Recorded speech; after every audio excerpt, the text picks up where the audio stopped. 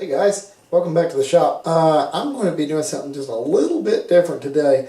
I'm kind of new at this, but I'm going to start a little model railroad. This is an N scale, very, very small. I mentioned it in another video that may be up already. I'm not sure what order I'm getting these videos up. But anyway, that notwithstanding, I had a problem on this model railroad that I was trying to figure out. I built these little, these kit bridges. This one was from a company called Campbell. I'll show you some close-ups of this stuff later.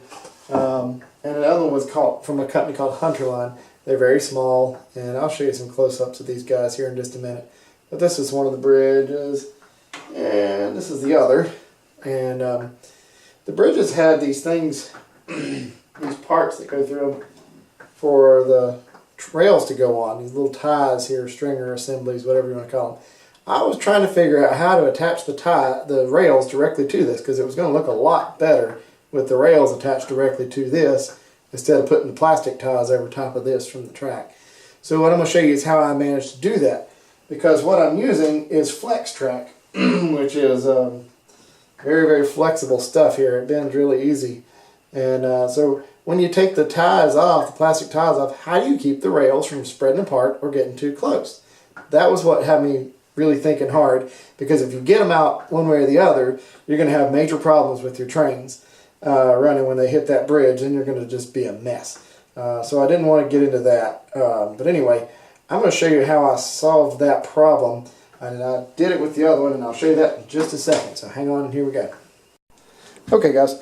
So what you want to do here first is you want to, when you build your bridge kit, you leave the stringer assembly out of it. You see this bridge here, stringer assembly is not in the picture here. But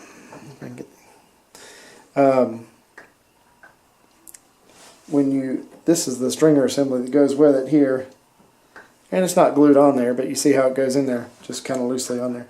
So the bridge is separate for that for right now. The reason is because you want to attach the track to this first, and then you can attach the bridge to this and put it into your layout. So you can see this is a little bit shiny in the two spaces underneath here. That's where the rails are going to go. This is contact cement. This one's already done, and you can see here it goes in there. Looks pretty good. If you want to, you can put some what they call guard rails in the middle. I probably won't do that just because I don't want to. I'm just going to do it this way. So then you can put it on the bridge like this and glue it in to your layout. So now you've got a bridge right here with the stringer in there. See how that would look like that? Now, what's hard about this is that this flex track moves. And so what I did was I went along and I removed the ties from the middle section right here. And so right here you can see no ties. But the problem with flex track is it moves. See there? So how do you make sure that it stays in gauge or the right distance apart? Now that is the question. What I decided to do was I built a little jig here. All this is a little block of wood with two slots cut in it for the rails to fit in. And you can see it goes on here and it slides back and forth real easy. So my solution was that you put this down here and you put the track on it like that, and that holds the let me move where you can see it. There we go. Let's see here. I'll zoom back out. There you go. Now you can see it. So it goes in here, and then you just take this bit and you turn it over and put it on there.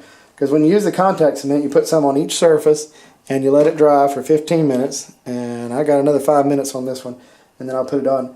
But this keeps the track engaged. And the way you can tell it's engaged when you're all done is if the little car rolls right across it, which it does, no problem. So we're in good gauge right here across this bridge. So I'm going to take this one and flip it over on top of this little block here. This will keep it nice and engaged. Everything will be nice and neat and clean together. And that's pretty much it. That turned out to be a really easy solution.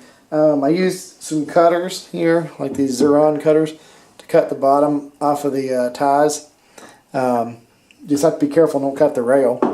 But anyway, so what my plan is to do is to, once these stringers are both attached, I'm going to glue them to the bridge itself because my layout has the space for them. And then I'll be able to just set the bridges. They don't weigh much. Leave them hanging from the stringer assembly for the time being in the track. And then I'll block up from underneath it and support them with the pillars on the end here, the pieces on the end. So anyway, you got any questions? Let me know. Shoot me a message. I'm going to try to start doing a little bit of model train stuff since this is kind of new to me too. So you can learn with me. May not always do it right, but I'm going to sure try. Oh, one other thing about this little method that I've got here. You want to support the other end of the flex track. You can't see this down here on this end, but there's a shim of wood underneath there because otherwise it'll bow out here in the middle or try to turn up on you.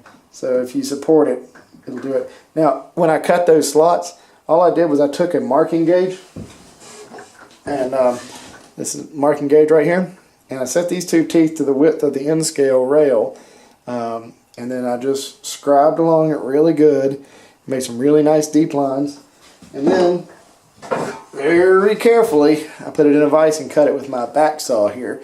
Let's zoom out. You can see this bad boy here.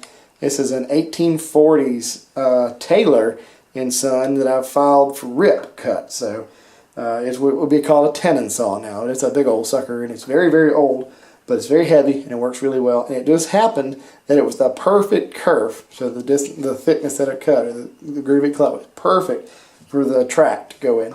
So you might have to play around to find a saw that works for that, but this one worked great.